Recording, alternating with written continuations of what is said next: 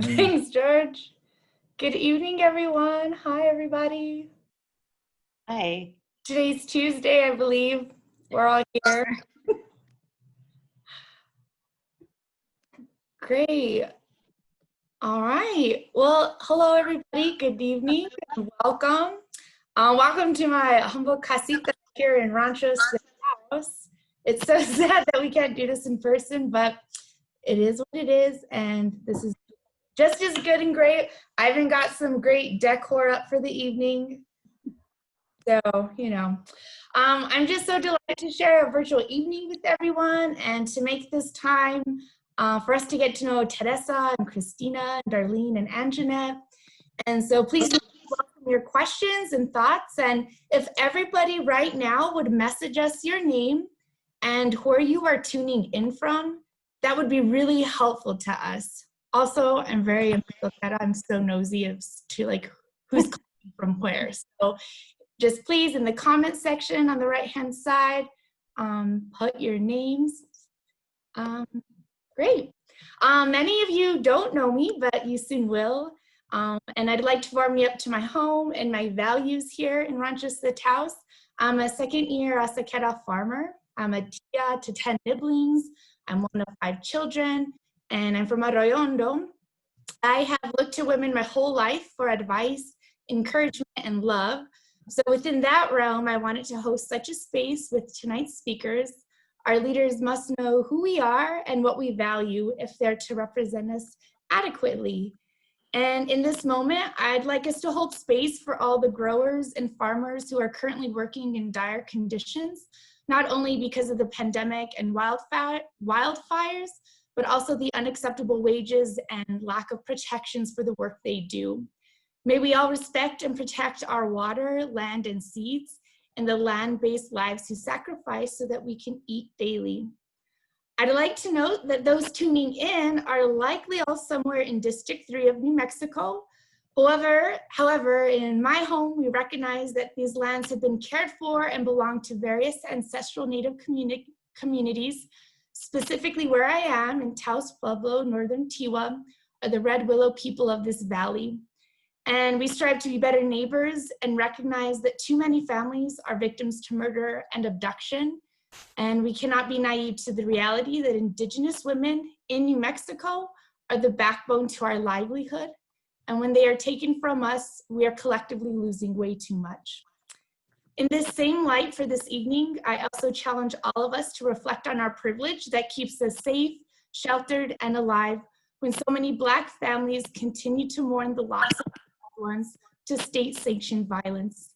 We must each reflect on our own biases rooted in white supremacy and challenge ourselves to rise above bigotry, hate, and acts of violence and change the systems that have kept brown and Black bodies oppressed. That is why I chose to host such an evening with friends and family and our newly elected officials, a fierce cohort of leaders who I believe have the capacity to redefine leadership and compassion in our northern part of the state. They aim to bring a beautiful version of tangible change despite our pressing challenges with climate, democracy, and corruption. So if everyone would please remain muted, we can begin hearing brief introductions from our guest speakers. And I urge each of you to type in your questions to the chat box, and we will make time for them in the order they're received. Please indicate who the question is for, and I'll call on folks that you can ask them so that you can ask them directly. And any questions or comments left unaddressed will be sent to the indicated recipient. So without further ado, I'd like to introduce Teresa Ledger Ferndanez. Welcome. Hello, and thank you so much. Can you hear me? Yes, great.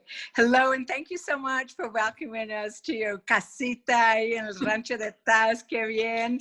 Y a todos de Taos, buenos en Tahat. Gracias, Tahat, for bringing us all together. So, I think in this moment, what I wanted to talk a little bit about real quickly is, wow, right? 100 years ago last week, we celebrated the fact that women got the vote, right?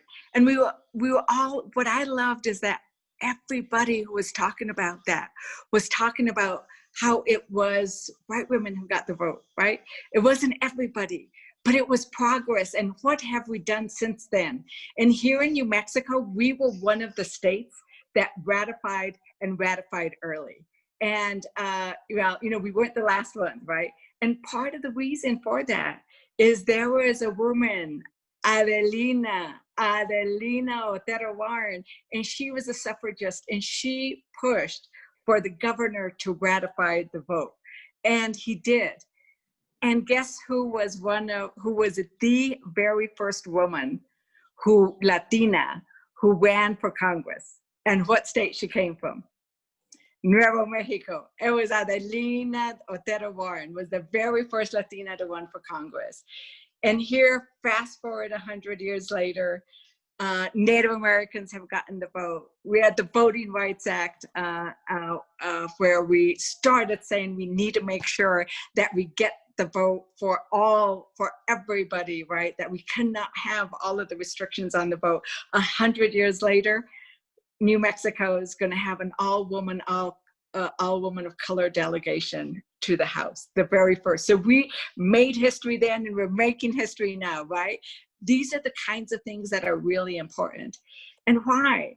Why is it important to have 3 women, you know, of color in Congress? Why is it important to have the women who are going to be doing such amazing things in Taos County and from Taos down at the Roundhouse? It's because our voices have just not been there for long enough. It's because it's important that Deb Haaland can get on the national television during the Dem Convention and talk about the history of her peoples and the sacredness of the vote.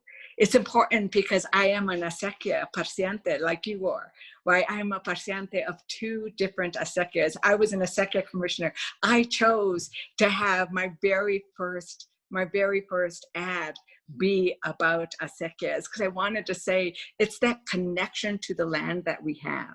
But the other thing that we need to talk about is there are things that we women are still working on getting, right? That we women are still working on getting. A couple of weeks ago, we posted about the fact that it is barely this month in August where we celebrate Black women having pay equity. They had to work an extra 8 months before the average Black woman earns the same as the average white man. Guess what? For Native Americans, they don't get that till next month. And for Latinas, we're almost in Thanksgiving by the time we get it, right? And I think that those are the kinds of things that are really important that we need to raise, and we're going to raise them. I'm so lucky that I've been invited to participate, to listen with other congresswomen on different policy issues that we can do that include what do we do. I participated in a forum where we listened to experts with some, you know, the women are amazing in Congress. They were saying, come on, Teresa, participate with us about what can we do. And it was all about what can we do? What would be our financial package, our economic opportunity package for women of color? And some of the first things are addressing that pay equity. And the other things are, you know, let's get that living wage, because that doesn't just benefit us, it benefits everybody. But the child tax credit, you know, things that address families and things that are good for Latinas and Native Americans and Blacks and, you know, they are good for the entire society. And those are the things that we are going to be advocating for. So I'm going to end it here so that we have more time, and I could go on and on, but I'd like to do it as part of conversations. I really want to talk about farming and agriculture. I'm going to be a congresswoman of a rural area, and I'm going to raise those issues because, like, if you go to my website, you'll see that my riff on how I'm about is I'm a Head Start baby who knows the importance of early childhood education. I was a preteen flipping burgers on my Theo's rodeo and know that ranchers and farmers are going to help us save our planet, and we need to keep them on the land, and we need to keep our rural areas. So I can't wait till we have more conversations about that. But thank you so much for doing all of this. And I am, if there is a little glitch, I'm having a little kind of technical problem. So everybody please be, you know, that's our problem. We don't have good internet in New Mexico. Bueno, ahí estamos. Thank you, Teresa. I know it's not my air conditioning because I don't have any, but I just got some goosebumps. Anyone? I'm so excited. Thank you, Teresa. And I would now like to introduce Kristina Ortez. She's my friend and she has a lot of cool titles, but I think her being my friend is the most important to me. So Kristina, please feel free to take over the mic. Oh, thank you, Corilia. That's one of my proudest titles, is being your friend. And thank you for putting this together. Thank you to George and the Democratic Party and all of the female candidates who are on here for giving your time. These are crazy, crazy times. I know today I had a hard day, and I talked to a number of moms and dads and some tíos and tías and abuelas, abuelitos who are helping their family members, the children in our community, educate themselves on Zoom, on Google Hangouts. And I can't tell you how hard it is for all of us. I can't even imagine how challenging it is for our educators who are giving everything they can, bringing their very, very best for the children of this community, the children around the state and around the country. And this is why we need exceptional, strong leaders at every single level of government so that we can make policies that help our caregivers, because it's not just parents, right? There were lots of grandparents on these calls today and yesterday as well. We need support in every way, financial support, more funding for better infrastructure. You know, you've got folks driving to hotspots, which we are so grateful for, all over our community. If you don't know, there are hotspots all over Taos County where you can get online and our children can get educated. But we need more funding, we need more support, we need better policies to protect our teachers, to protect our children, to help our families. And that's why I'm running for House District 42 as a Democratic candidate here in Taos. I'm grateful for those who supported me, and I need your support going forward. Today was also a hard day because I sat on a Zoom, made breakfast before 8 o'clock for these girls who were still sleeping, and I got on my first Zoom. And we talked about food security all around the state. And I sat with lots of folks from around this incredible state to brainstorm ways that we can have food security right here in our community. So I'm so excited to be working with Corilia and everyone else on here so that we can make Taos County food stable and secure, and so that we can have the resources and money for our farmers right here to sell their products all around the state and all around the nation. Those are the things that I really care about. Ensuring that our children are educated, ensuring that we can feed ourselves, feed our entire community. And I'm looking forward to your questions. And thank you so much. I appreciate it. Wonderful. Yeah, Kristina, the educators, I think we're all thinking extra hard and saying extra prayers for sure. So next, I have the dear pleasure of introducing my vecina, Darlene Vigil. Her son is a classmate of mine, and her mom used to go to the same church and has always been like the most loving grandma to me. So Darlene and I feel like I've known you my whole life. And when I said, when I've looked to women, you would be one of those women for all my life. So everyone, please give a handshake for Darlene. Hello, hello. Thank you, Corilia. Corilia's right. I've known her since long time ago. We're very fortunate because we've been able to grow up here in Taos and grow up around each other's families. And so I feel very blessed to actually see Corilia involved with the Alianza, which we're a big part of, Kristina and I, along with many others. So feel very fortunate. Kristina said something earlier that I think I need to share with all of you. I, as well, have been one of those grandmas teaching or helping my grandchildren while their mother and father are working. And I have to tell you, I didn't realize how tough it is to be a teacher. I do love my grandbabies, and so I'm enjoying them, but it's exhausting. And you know, I keep on telling my family, hopefully this doesn't go for too long, because at some point, I don't know that I can teach them. But anyways, I am teaching them patience, and there's other things to learn, right? Other than ABCs and 1, 2, 3s, but they're learning how to be flexible, to be patient, and they're learning how to manage these through these computers, and how, you know, they're managing to learn. So I want to tell you a little bit about myself. I am Darlene Vigil, and I basically grew up around government. I was 17 years old when I began in the assessor's office, and had no clue what an assessor did, or that they even existed. But I basically started in the assessor's office, grew up there, and I was fortunate to, at the end of my career there, be the assessor for 8 years. I've always considered myself a public servant. I love, love, love the community. I love serving the public. And so when I retired, I didn't really stay home. I got involved with Alianza Agricultura.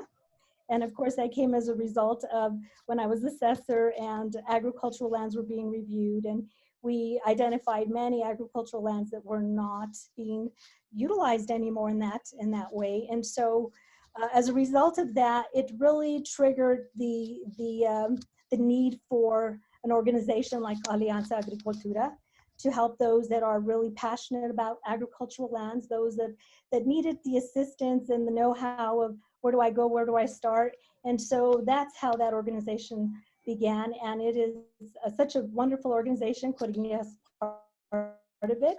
Kristina, that's how I got to know Kristina. I've learned a lot from her. And so also I'm part of the Taos Agricultural organization through Taos County. And so I have been very fortunate to have been able to advocate for agricultural lands. I've lived in an area, a beautiful area in Ranchos, Corilia knows, because we live in a green belt. There's fields all around us. And so we're very fortunate to wake up every morning and see those fields and have the acequias run right through our lands. Very important. So I'd like to also let you know that I most recently made history with AnJanette, who I'm so proud and very happy to sit on the commission. I'm commissioner-elect for District 3. And come January, we will have 3 women in the commission. And I know that we are going to make a difference. Number one, because women are strong. We get the job done. We go in, we know what needs to be done, and we get it done. And so I'm looking forward to working with AnJanette and with the other commissioners as well, and Candace O'Donnell. And of course, Kristina, we're counting on her, or counting on Teresa to be there for us, to help us so that we can make Taos, go forward, help Taos go forward. And so that's just a little bit about myself. I forgot to tell you, I am a mother of 2 children. I think it's important because obviously I think women represent those that we represent everything that we're connected to. And so I have 2 men that I've raised, and I have 2 grandsons. And although I grew up in a home of women, I have nothing but men around me except for my daughter-in-law, and so thank God for her, because otherwise I'd be the only gal here. But my men have learned to respect women. They, are very proud of me, and I'm so happy that they see me as that strong woman that gets things done. So just that's a little bit about myself. Thank you for your time, and I'm so glad to see you all. Thank you, Darlene. And absolutely, I think it's worth noting that you're a mama, because a lot of young leaders often feel they have to pick and choose. And so the more representation we have of rock star mamas holding it down in several houses, the better.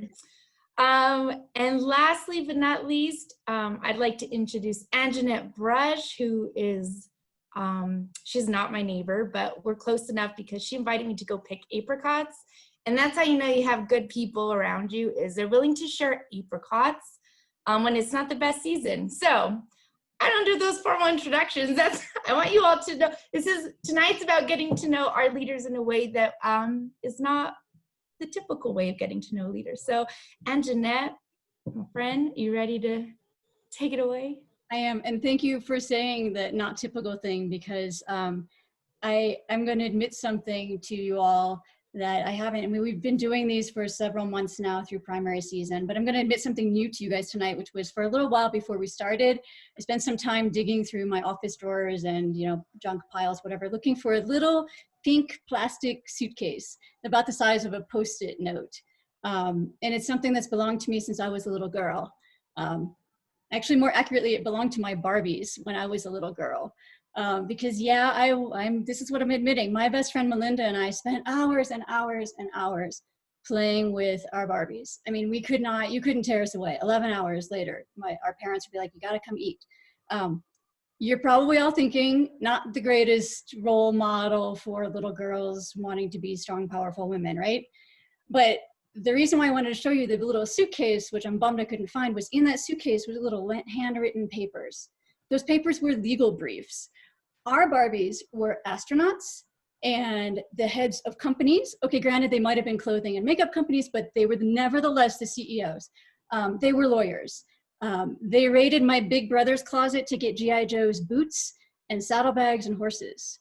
And I'm telling you this story because it was, when I've thought about it, and I've kept that little suitcase for almost 40 years now, like these were our stories to ourselves about women, about girls, about our future, about what we could be. While Ken, his name was always Jeff, and he was always sitting over in the car, we were so uninterested.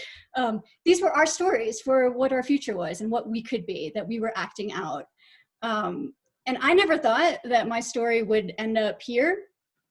I got lucky, fell in love with New Mexico, and the universe kind of aligned 10 years ago to get me to Arroyo Seco.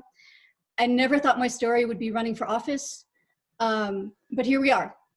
And what I want to emphasize with everyone tonight is that this cannot be where the story ends. Not tonight, not tomorrow, not November 3rd, not next year or 4 years later. We have amazing women right here running for office. Darlene and I, my partner in crime, Darlene, I'm so happy you're on my team. I couldn't do this without you.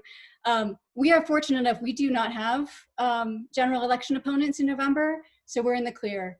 Kristina and Teresa have Republican opponents on the ballot. We need to work for them.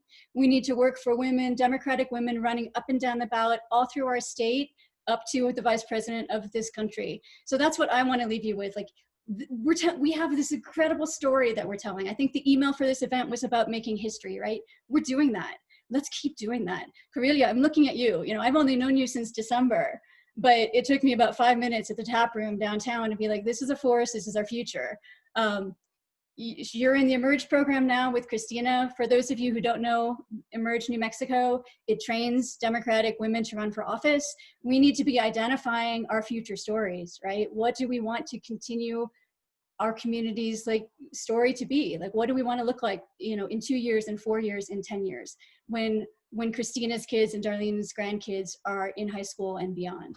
So please, everybody work to elect these amazing Democratic women, and do what you can. Join their campaigns, give them $5, give them $500, whatever you can. Get out the vote. And if I could, Corilia, before I turn it back over to you, just take a moment to acknowledge the other wonderful women who are working on these campaigns. We've got Charlotte Roybal, Charlotte Madueño, wave guys. We've got, where did Kira is there, and Jessie is there too. So these are the powerful women behind the women running. So thank you all for being here. Let's work hard to continue creating these amazing stories. So many good stories. And as you were saying that, AnJanette, I was looking at who is on the call tonight, and I was really delighted to see that Mr. Brandon Rose had their child tuning in. And so that's awesome, because any kiddo watching us do what we do is also planting a seed for the future. So wonderful. So we're going to get to some questions right off the bat. We have one from TR Brewer. Would you like to ask your question directly, or would you like me to read it? I can ask. Oh, go for it. So this is for Darlene and for AnJanette. Considering that our county is so low on our census taking, do you guys have any ideas on what we can do? Because this is really going to affect the monies that come to Taos County. AnJanette? At this point, you know, I wish we had the census team actually on this call. At this point, I say that let's get as direct as possible. Everybody tomorrow will go up and down your road and, you know, call to the window, knock, and then step back 6 feet and ask if someone has completed the census. Post everything, like my email signature line is a link to the census. We just have to, you know, I know that we've got a team officially in the county doing what they can, but the rest of us have to just do it on our own. Add the link to your email sig line, make calls to everyone you know, post everywhere you post to. And I will, you know, I think Darlene and I, we have a couple of upcoming meetings that we can actually like ask the people who are officially already in charge of the county and the town, what's going on. But Tracy, I just say like, let's be as immediate and direct as possible and take it kind of into our own hands and literally like adopt your road and go door to door. I wish I had like a better, more exact, you know, more like official answer than that, but it's grassroots time. And I would like to add, because that's perfect. I think we all know a lot of people, so we just need to reach out, send emails, make phone calls. And Facebook seems to work really well these days. I know that's how I see Corilia get the word out on the Alianza Agricultura, as well as tonight's get together. So, you know, it's so important. I wish that we could actually knock on doors and talk to people face to face and tell them how important it is. But since we can't really do that, the best we can do is just make those phone calls and just reach out in any way that we can. And I know Charlotte, I don't know, Charlotte, if you want to chime in, I know you were a little bit involved with Charlotte Madueña with the census work before too, but I think just to have those kind of like 3 to 5 talking points, Tracy, about like, this is what's at stake, you know, so we can get to the parents who are dropping off their kids at school. This is why it matters to you. This is why it matters to our representation as a state. We need those talking points to say that this is what's at stake. So this is, you know, maybe to kind of scare people into action, like to impress them with how darn important it is. And I just want to add that part of this is really, I mean, I think we really need to do that for most people, but for us, I think we need to get mad because we can't let him win, right? What Trump has done is done everything he can to undermine the census, from the questions regarding citizenship to the, you know, instead of extending the date like he should, you know, we thought we were going to be longer, then they cut it short, to underfunding. I mean, just the reasons why. And so in some ways for us, the like, I love that adopt your, you know, adopt your neighborhood, right? It is key because I don't want to let him win, right? And this is one way he wins for 10 years, So, yeah. I'd like to add just one more thing, you know, getting mad, getting organized. And when you're making your calls, when you're to support the candidates on this ballot, just ask the question, have you filled out your census? If not, I can send you a link. I think that's when we have to do, we have to treat this in the grassroots organizing way that wins us campaigns. We have to win the funding back to this community. And that's what we do by filling out the census. Yes, I see Jonah raising their hand. Yeah, I thank you for doing this, all of you. And Korea, thank you so much for setting this up. Kristina and AnJanette, I will see you soon. Whether you know this or not, but if we're trying to perhaps not scare people, but one of the things we're doing in Taos County is most of the volunteer fire departments are participating with the census folks in the county and putting banners up on some of the stations We haven't yet helped them sign up because of COVID mostly, but every time, most of us chiefs, every time we send an email out into the community, it says, here's the link for your census, and some of this money is going to public safety. And right now with the smoke in the air in Taos County, hopefully that will get their attention.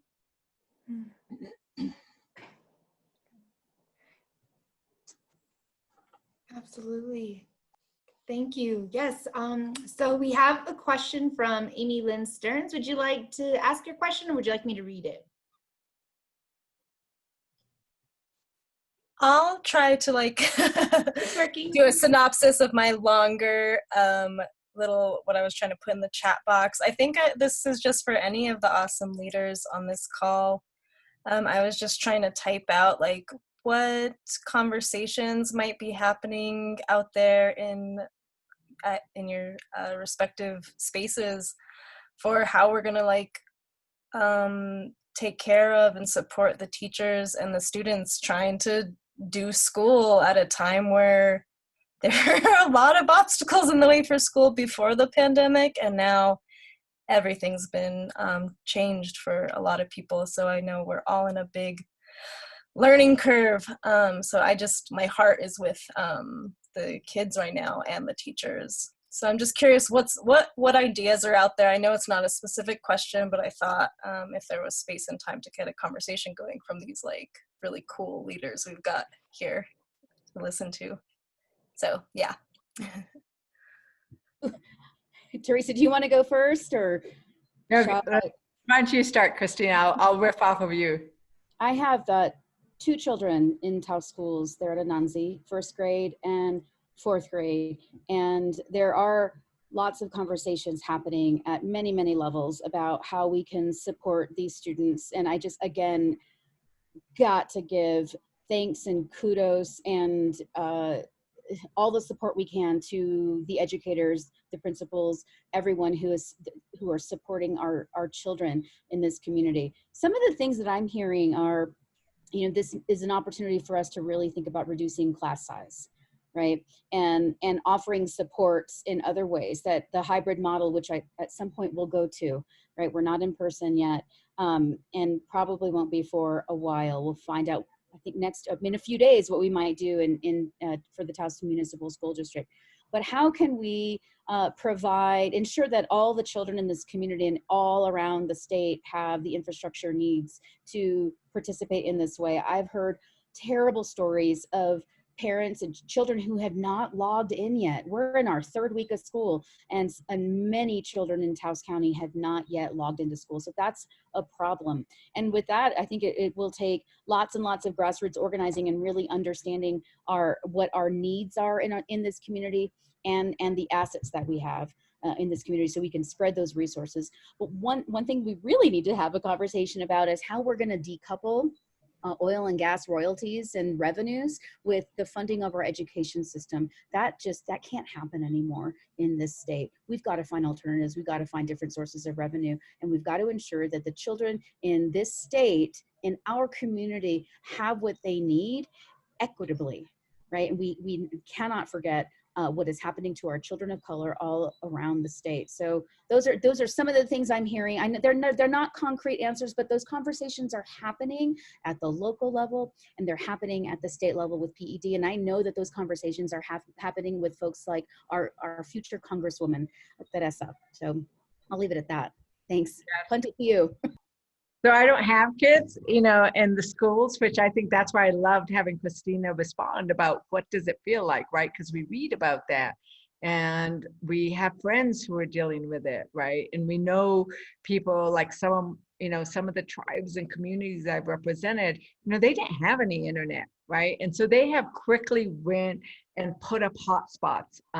Sacred Wind, I talked to some people from Sacred Wind that I had worked with on issues before, and they're putting up hotspots on their own dime in some of the communities, right? And so companies are stepping forward, but what we really need, the things that I want to focus on are 2 things. One is, the Yazzie lawsuit still exists. The Yazzie Martinez lawsuit still exists, where they said, We're not educating our children. We're violating our very own constitution by not educating our children. And Kristina is going to be up against some hard decisions next year, because they're going to say, we don't have the money now because we hadn't fully funded the remedies.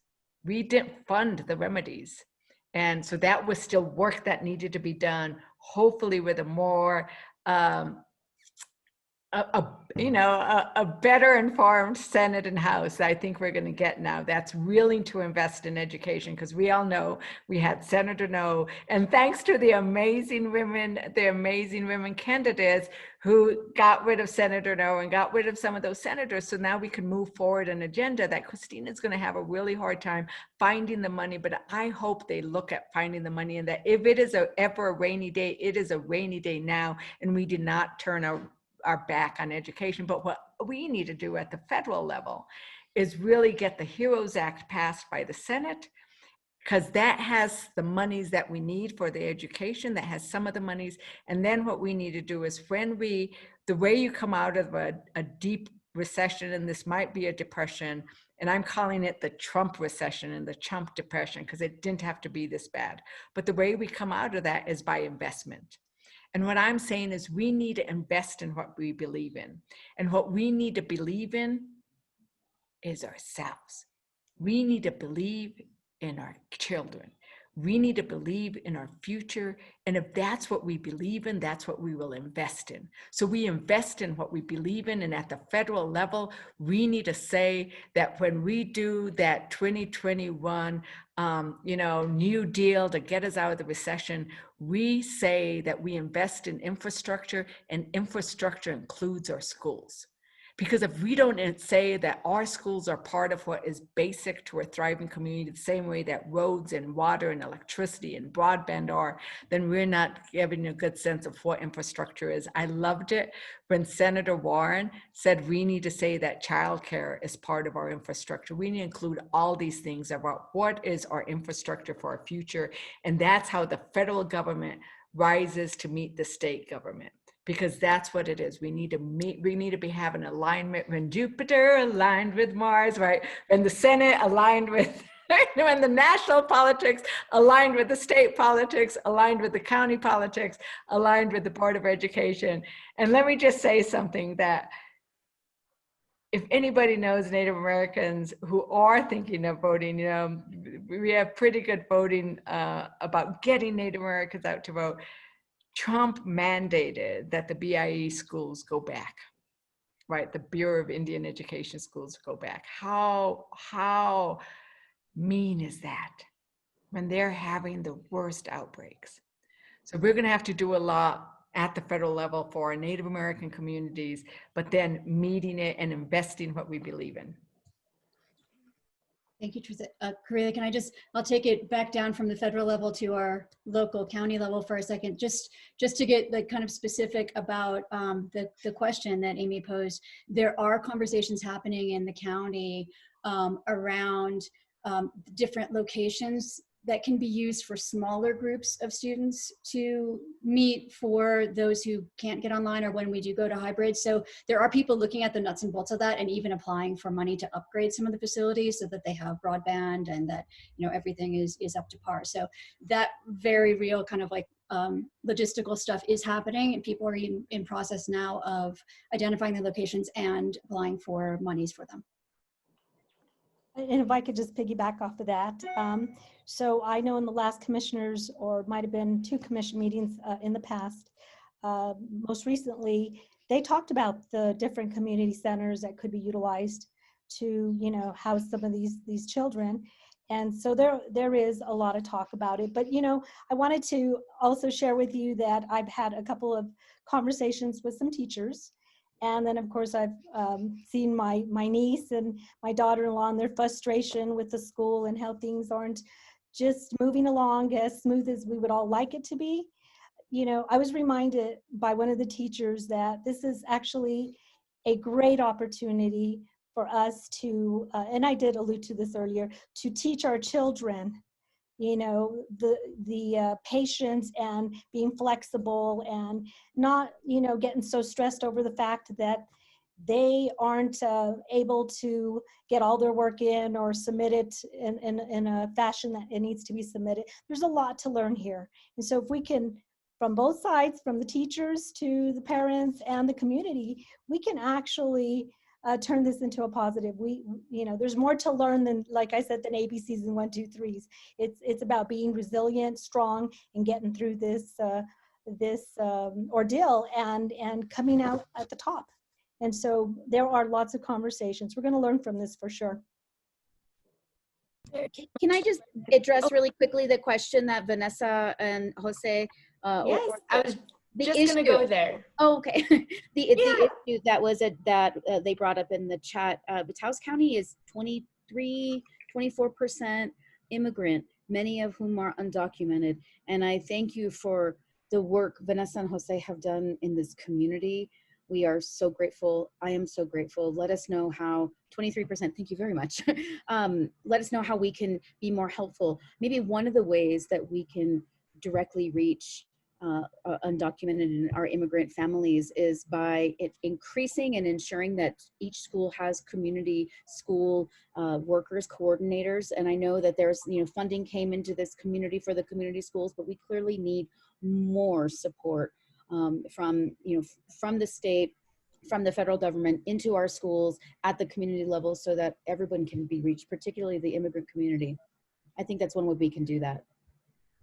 And Vanessa and Jose, although the question is about education, as we know, the Yazzie Martinez lawsuit included the immigrant children and Spanish speaking of immigrant children. So that's one of the things that'll be included there. I will say that as much as I love what they did in the HEROES Act, when people ask me, and I've said this, in front of, people, Congress people who passed the HEROES Act, I find it one of the things in which it fell short.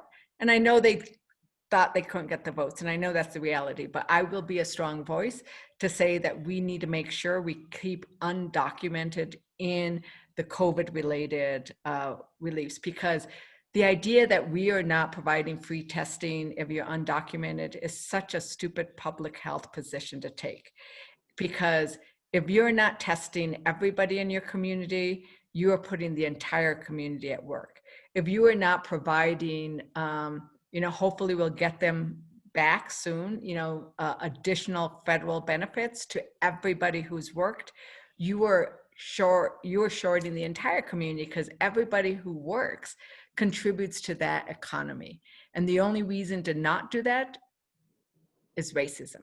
The only reason to not do that is because we want to, because Trump wants to win from a place of fear and from a place of demagoguery, right? And by demonizing another to get political action. And so I will be a strong voice for making sure that those kinds of things apply to everybody, because, as they say, you judge a society by those who are most at risk of the society. I know there's a much more poetic form. Maybe somebody remembers a much more poetic quote about it. But right, they are in a sense the miner's canary, right? How did we treat the least among us? And how do we treat those who give us our food and who do so much for us, right? And so those will be things that I will really champion when I get there. Thank you, Teresa. And in my brief time working at Highlands, our undocumented students are assets. And without their access to education that incorporates language, as a society, we lose out. We just lose because they're here and they're brilliant. We did have a comment from Alma. I don't know if you want me to read it or if you'd like to just share with the group. Sure. My idea, I've got a 6-year-old child in my house, so I'm a grandparent, so I know what it's like to you get maybe 10 minutes of work after 45 minutes of struggle. And I know there are some of the grandparents and parents need help on how to help their children. So I'm wondering how we would go about organizing a support group. So we could have a Zoom meeting once in a while.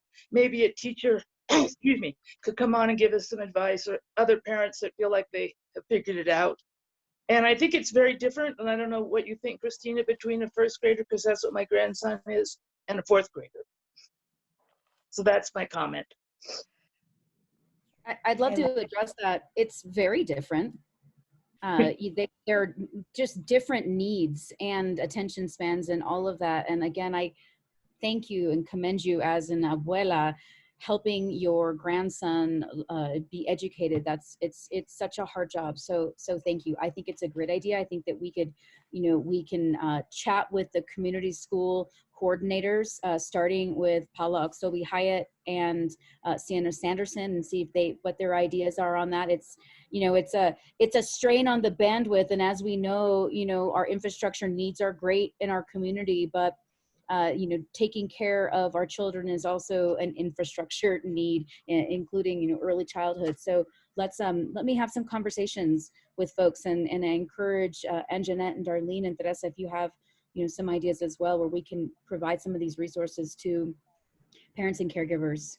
I was just going to say, Kristina, I don't have a better idea than Alma's idea, but I don't have children. I'm not a mom. I've got a dog.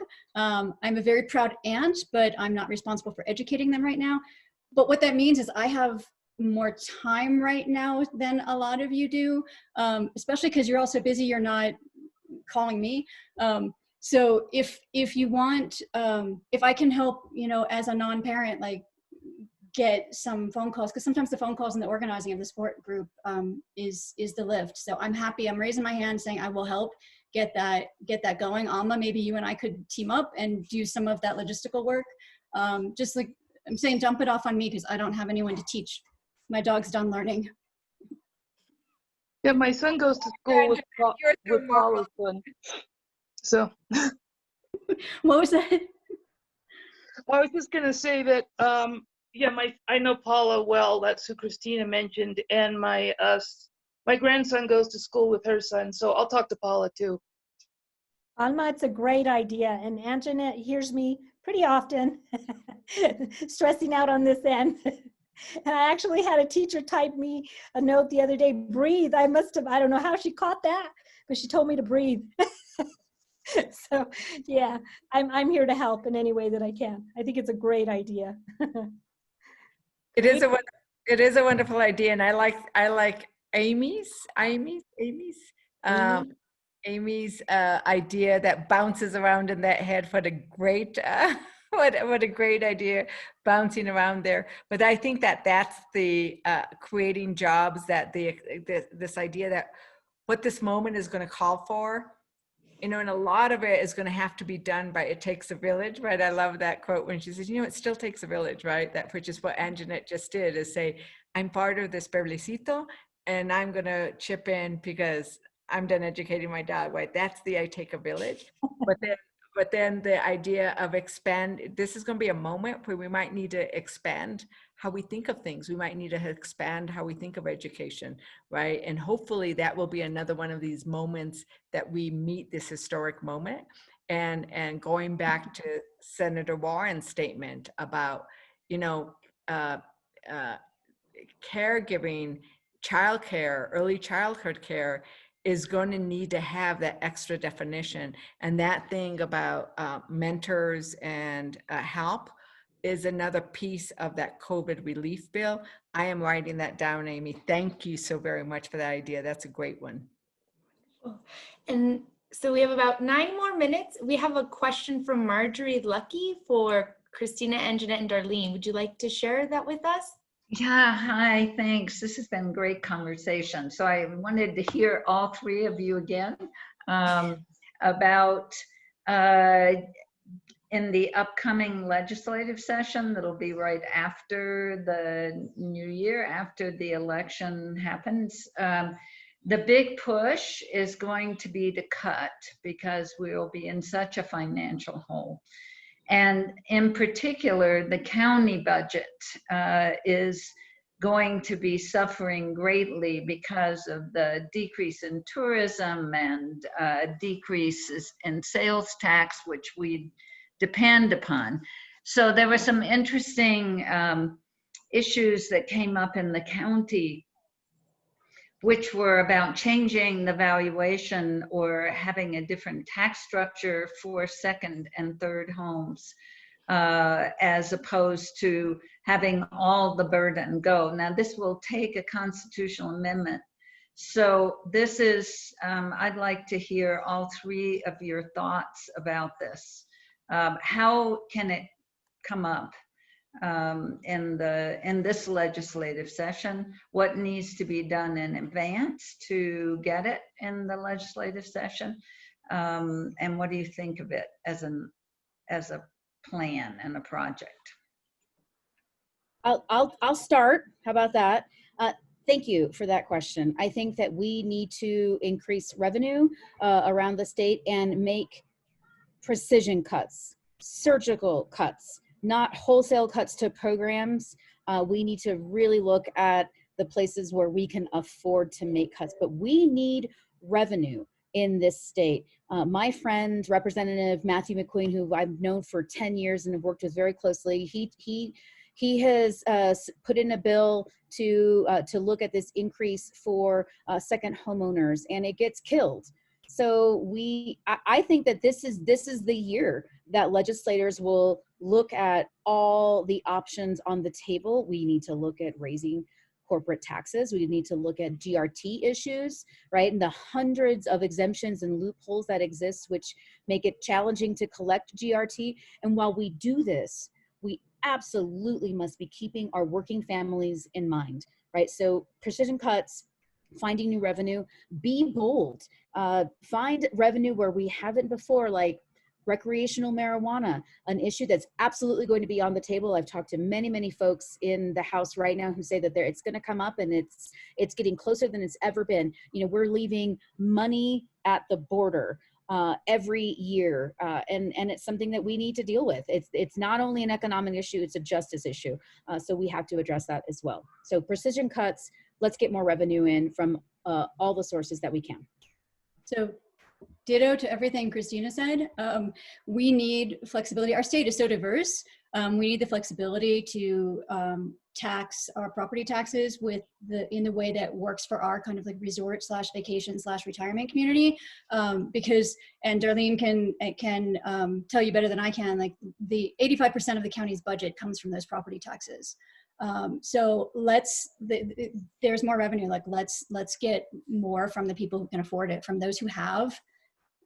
Much is asked, right? So so what we need to do to get ready for that, Marjorie, because I like how you always focus on tactics, and I think a lot of us are like, let's not just talk big concept, let's do. What we need to do is have, like, you know, something in writing to hand to Kristina and other folks we know at the state and bug them. And I know of at least one person who said that they were working on that. So I will take it on to follow up, make sure we have language in a proposal, and then have our state legislatures actually push hard. The other thing, in terms of the county budget, what I would look at if we have to make cuts, I mean, right now the story is still okay. We'll see where we continue to be with the budget.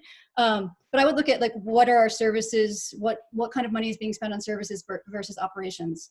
And let's not cut the services we need. Let's see if we can get more efficient in terms of operations. But I will learn more about that. I've got a binder of the budget and other things like this thick. So that's my thinking on your question. And now it's Darlene's turn or Spencer's turn. Your call, Corilia. Hi, I'm Spencer Stahl. I have a question. I'm new to this, so I'm not sure of the protocols. I have a question for Teresa.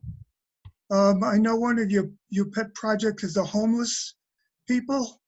And I noticed, I've read before about certain cities, I think like Seattle, possibly Portland, who have created these small, tiny apartments, a basic apartment with a bedroom, a kitchen, and a bathroom, all for under $10,000 a piece with hookups. The city has to provide a lot where they can then vet the type of people that they want in here, people who are actually looking for jobs or have had jobs in the past. I wonder if that's possible to look into and possibly set up these little kind of neighborhoods on city land, so it won't cost too much, possibly down in Albuquerque, maybe Santa Fe if there's some open land around. So that's my question for Teresa. We had a marvelous tea with Teresa around housing. And we had the former U.S. Secretary of Housing, Henry Cisneros, the Coalition to End Homelessness, Hank Hughes, who's our new commissioner in Santa Fe, and then Mike Lofton. And I think those are great ideas for a city, you know, where you don't have a lot of land and you don't have space. But we kind of have space in New Mexico, right? That's not our problem. Our problem is the political will. We have been unwilling to fund the programs that work for addressing homelessness. And it cost us a whole lot more money to address homelessness by keeping people homeless. We actually would save money if we would build good, affordable housing for homeless, and then affordable housing for those, and then affordable rentals for those who aren't ready. And so I think that those kinds of the small, you know, I've seen them, they look great, but that's not our problem. We don't have space. And we could build better housing than that with more space and address it in New Mexico. We need to bring the federal funding to that so that we can do those. I wish I remember, I was trying to look real quickly because we actually had the numbers comparing what it costs us to house. And what it would cost us, let me see if I got it. Nope. What it would cost us to house versus what it costs us to serve people who we keep homeless. So, but tiny houses are great and everything, but I think we could do better and actually build better, a little bit more space for people because we don't have the issues of, you know, no space like you have in Seattle or those places that are really big metropolitan areas. Okay, I'll keep looking. Thank you. Oh, and there's Thank you, Teresa, for your question. There. Thank you, Teresa. And if we could just bounce back to Darlene's comments, go for it. Okay, yes, thank you for that. Marjorie, I wanted to address your question, and AnJanette is right. Taos County budget, 85% is based on property taxes. And I can tell you from my experience, when I was assessor, the conversation came up on, you know, secondary homes, and because there are quite a bit in Taos, there was always the thought that we should, you know, capture some extra funding from that. And it, you know, as Kristina stated, it always got shut down. I think timing is everything. I think this is the time, just like I believe it's our time now. So as women to be representing. So I think it's our time to go back and address this, this idea. And I know that we have some upcoming conversations with our mayor and other elected officials, and it's all going to stem around this idea of you know, what can we do to bring in some additional funding. I know right now that Taos County is sitting well, but we're not over COVID yet, so we don't have any idea what our numbers are going to look like. We know GRTs are not too bad right now, only because it seems like a lot of locals are shopping in Taos, so GRTs aren't as bad as they thought they would be at this time. But we do need to most certainly look at the budget, and I agree with everyone here that we have to be very careful where we cut and how we cut. We don't want to cut anything out. But going back to the secondary homes, there's lots that we can do there. Value's value. The value is whatever the value is, what the market says it is, but it will most definitely be in the tax rate side. And so what we'll be approaching at the Roundhouse is, what does that look like? There are laws that don't allow for residential homes to primary residence to go up more than 3%. Of course, we're talking about secondary, so we've got to make sure that we are very innovative about how we're going to approach this, and so we can most definitely identify those secondary homes. Great, thank you, Darlene. That question always gets me really excited, and being from Arroyo Hondo, just knowing that any leaders looking at that seriously makes a sigh of relief, so that everyone younger than me can move home and afford to be here and live here and have educated kids here. So it's beautiful.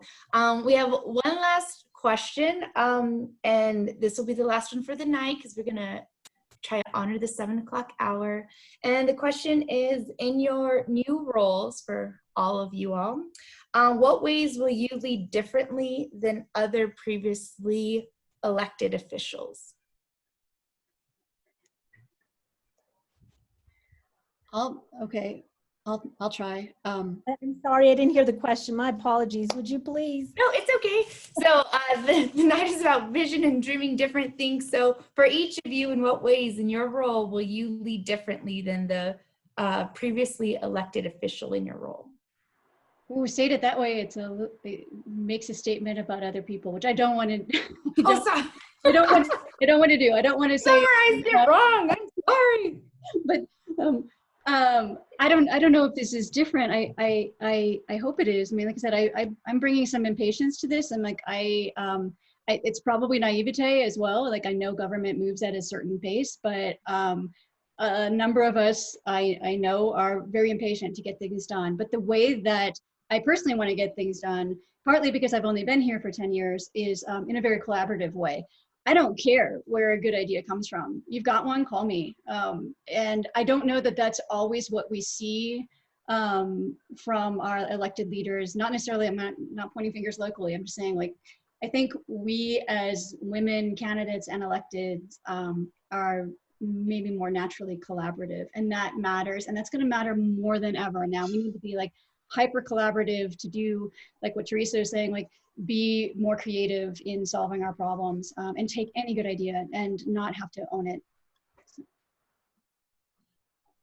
Okay, well, that was an interesting one. I will say that I'm like AnJanette. I believe that that women just approach things differently. I know Commissioner Romero very well. We're classmates. We were classmates, and so I think he's done well.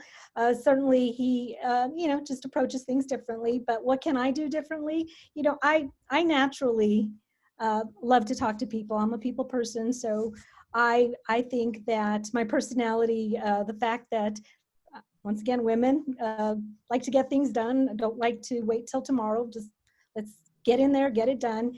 And I know government runs slow too, because I've been there too. I've seen that side of it.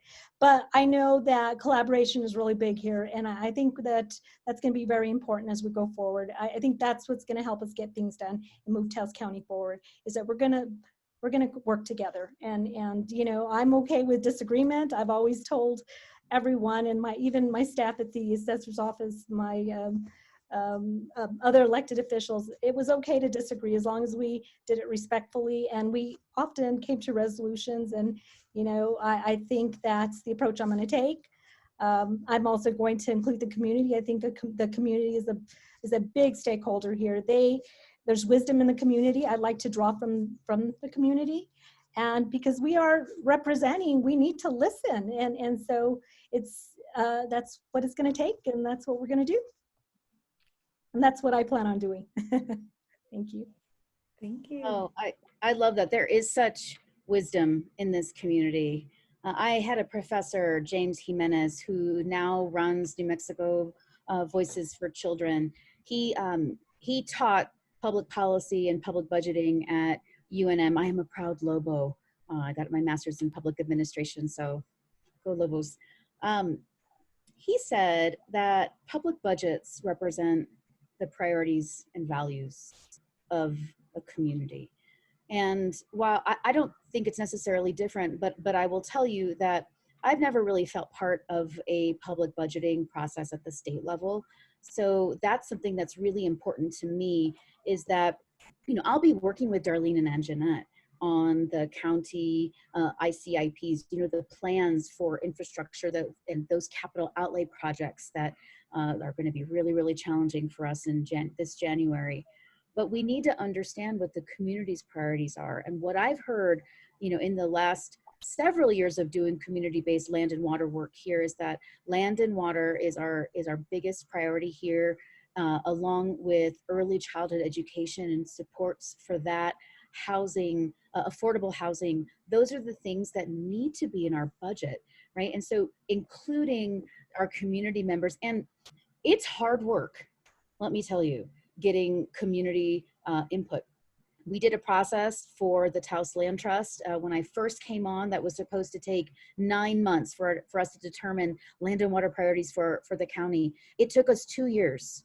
2 years, and not because we weren't working hard enough, it's because we didn't get as many people as we wanted. We didn't get the spectrum of our community. So that work, public organizing, community organizing, activating and engaging our citizenry and everyone takes a lot of work, but it is what must happen so that we can create a budget that reflects the priorities of this community. Those are the things that I'll do in the Roundhouse. Also, there aren't very many working mothers, working parents in the Roundhouse. So one of the things that I hope to be doing with Representative Susan Herrera is elevating the conversation around a paid legislature so that the legislature can more accurately reflect the communities that they serve. And we're not going to do that next year, right? This is something that we can think of down the road when we've increased our revenue by in all kinds of ways. But those are the things that I think are really important for our community.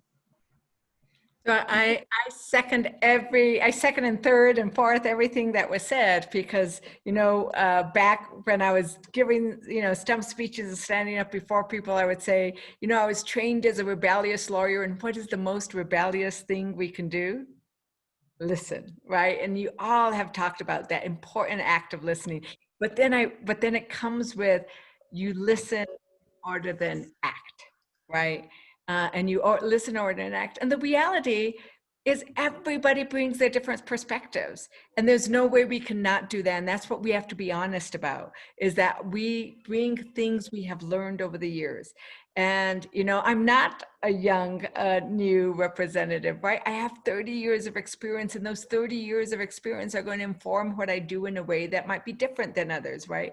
And there are 30 years of experience bringing people together, working cross-culturally, being the Chicana who works with Native Americans, who does the voting rights, oh my God, I'm a finance person, right? $1 billion of financing, right? That is important, because it's only with money that we actually make things, build things, right? And so all those little bits will be what we all do differently. And then we all bring our own joy about how we do things, right? And there is, I will tell you, because I mentioned earlier that I've been lucky enough to be on with different, the different congresswomen who have already invited me in to be part of the discussions. And there is a certain joy when you bring a bunch of women together, and the way we talk about this, there's a laughter that happens, we're all going at it, and there is a joy about the possibility. And that is something we just bring different, because it's our perspectives. We don't want to get rid of all the wonderful men who have done great things, but we want to make sure that there is equal perspective from the different people who are there. And then the other thing, I was on MSNBC the other night, which was my very first live interview. So it was like, oh my goodness. So I'll get better, and but it was wonderful. But the whole idea was, we can't be who we can't see. We can't be who we can't see. And if our Latina and women, girls and nieces, and, if they don't see that Latinas are up there, that different women are up there, right? Then they don't see that future for them. And so sometimes it's not just how we govern, but it's the fact that we are at that table that does make a difference. And I don't want to underestimate what that is. I have already had, it's like, oh, no. I have already had people come up and say that. It's like, I want to be there. And when we used to have those marvelous parades, I'd go down and I'd see these women, I'd see these little girls, and I'd say, okay, you're going to come and be my intern, right? And they were like, yeah, we get to go to DC, right? And those are the kinds of some of the things, is opening the doors and inviting everybody in, that I think we do. And let's face it, most of us do most of the cooking. And so we know how to bring people together around food. There is something to be said about always feeding each other and nourishing our community, okay?